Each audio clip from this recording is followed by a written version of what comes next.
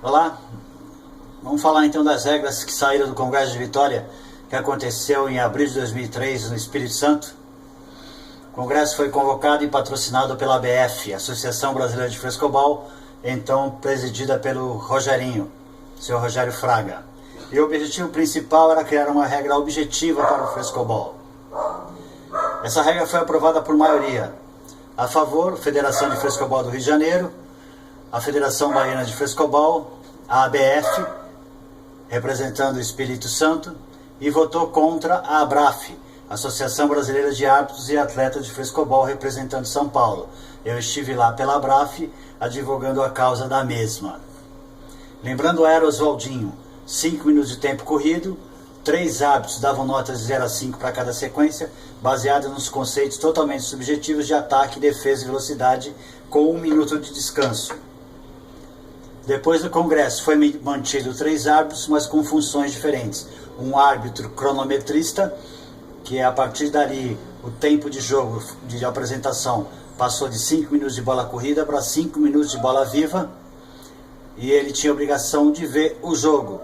E os árbitros técnicos, de maneira diagonal, arbitravam o atleta correspondente. Foi sacramentado também que as duplas jogariam uma distância de 7 metros entre si, e com cones devidamente demarcado.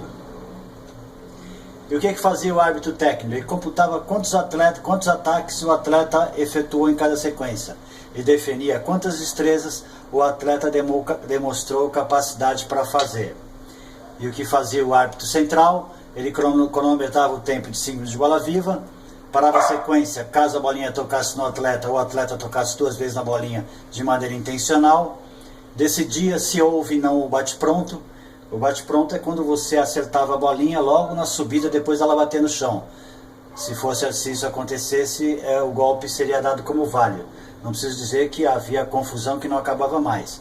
Marcava a quantidade de sequências efetuadas e, o pior de tudo, o verdadeiro saco, era contar as bolinhas tocadas. Então 1, 2, 3, 4, 5, 6, independente que fosse ataque, independente que se fosse devolução, ou arrumação, ou saída de bola, ou qualquer coisa que o valha. Para vocês terem ideia, esse pobre coitado aqui cantava de 30 a 40 mil bolinhas no final de semana. Ou seja, nunca mais ele precisou contar carneirinho para dormir. E o que era aferido então por esses árbitros? A quantidade de bolinhas tocadas pelo árbitro central, a quantidade de sequências pelo árbitro central, a quantidade de ataques pelos árbitros técnicos e a quantidade de destreza pelos árbitros técnicos. A soma da quantidade de ataque daria a soma da dupla, assim como as destrezas idem.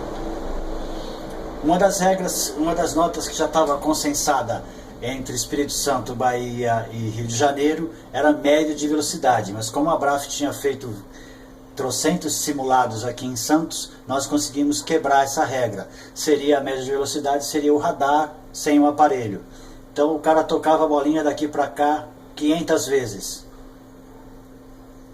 Multiplicado por 7 metros, te dava 3.500 metros que a bolinha andou durante 5 minutos. 3.500 dividido por 5 minutos dava 700 metros por minuto. 700 metros por minuto vezes 60 minutos te dava 42 mil metros por hora, ou 42 km hora. Mas por que essa nota foi descartada? Porque assim como aconteceu aqui, os testes que a gente fez lá, não era quem batia mais forte que alcançava uma média maior de velocidade. É o cara que botava no trilho, batia mais fraco e empurrava mais rápido. E ainda por cima fazia mais ataque do que aquele que batia mais forte. Então essa regra foi descartada. As 4 regras que valeram então? A nota de percentual de ataque, quantidade de bolas atacadas dividido quantidade de bolas tocadas vezes 100. É a mesma regra que a gente aprendeu lá na infância, lá no 5º ano do primário, ou 1º grau, nem sei como é que está essa história agora. Você tem 50 alunos na classe, 20 são meninos. Qual é o percentual de meninos? 20 dividido por 50, multiplicado por 100, te dá o percentual de meninos na classe. Então essa regra é usada para percentual de qualquer coisa. E como é que funcionava na prática no frescobol? 200 bolas atacadas dividido por 500 bolas tocadas vezes 100, quer dizer que 40% das bolas tocadas eram ataques. E isso te dava 40 pontos na nota final. Se você atacasse menos, 160 bolas, e tocasse 500 bolas, a tua nota cairia para 32 pontos. Só que nenhuma regra objetiva, calcada na matemática, é capaz de ler com perfeição o que acontece no jogo. Então, se uma dupla devolvesse a bolinha com bolas mais lentas em parábolas, ele fazia menos ataque, mas em compensação tocava menos na bolinha.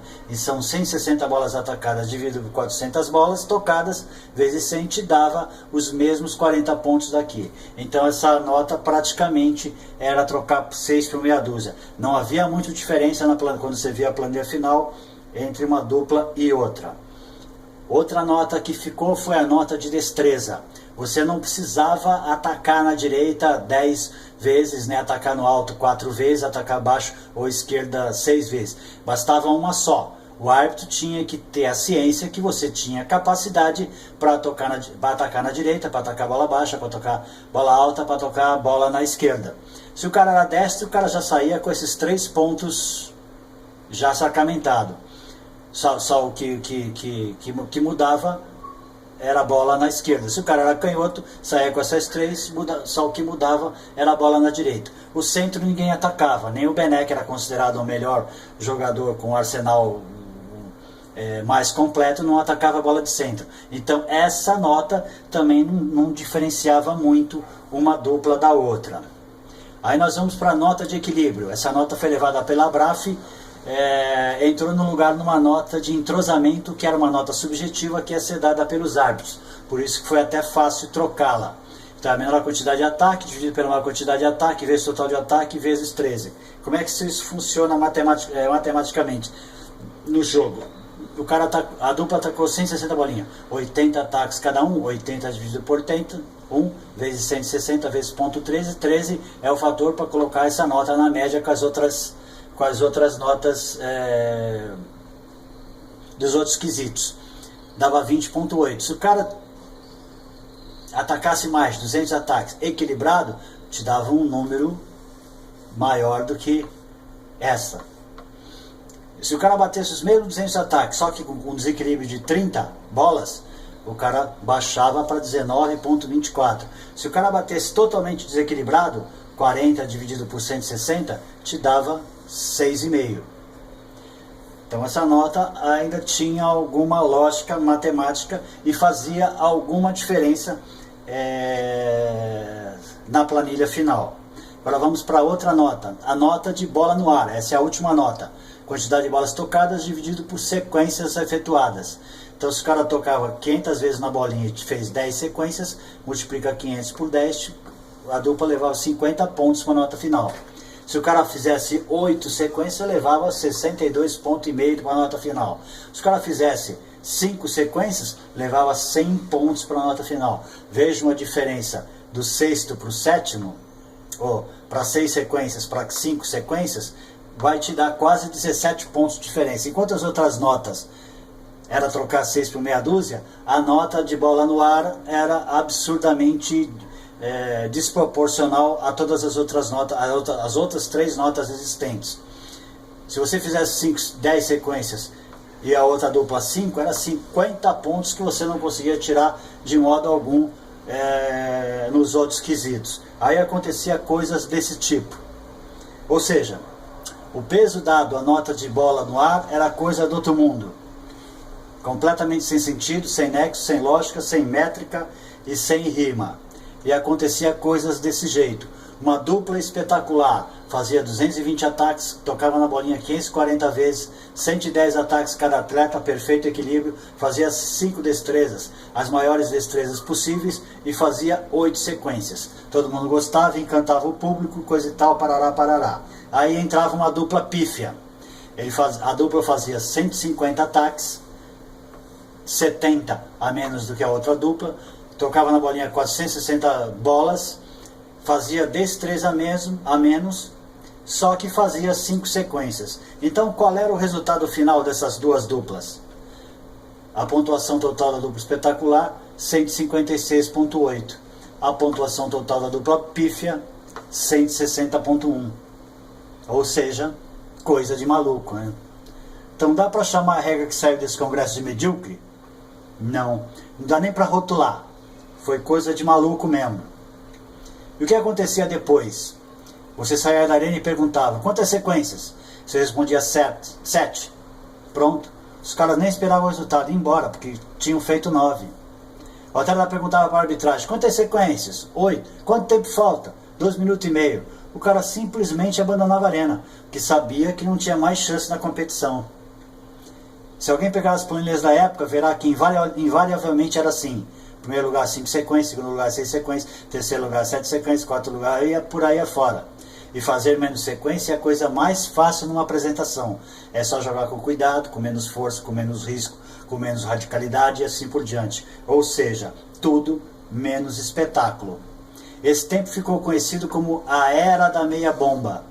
Os atletas entenderam que para ganhar não precisava espancar a bolinha, destruir dentro da arena, dar show, alcançar o seu limite ou o limite do esporte.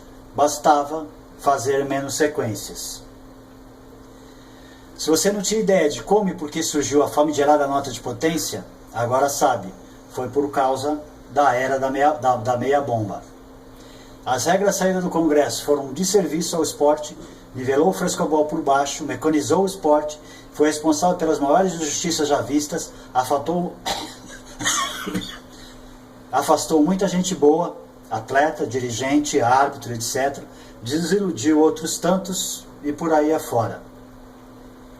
E para finalizar, essa era de quem faz menos sequência ganha ficou tanto tempo no imaginário dos atletas e de seus apaniguados que era usado até quando essa tese já não prevalecia. Eu fui árbitro de um campeonato onde uma dupla baiana ia ganhar a competição com o pé nas costas.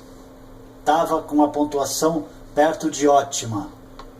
Mas eles pediram tempo e durante esse tempo os EPM, os entendidos de porra nenhuma, chegaram lá no ouvido deles e falaram, ó, se vocês não deixar mais a bolinha cair, vocês vão ser campeão. Realmente eles não deixaram mais a bolinha cair. Só que a pontuação deles desceu.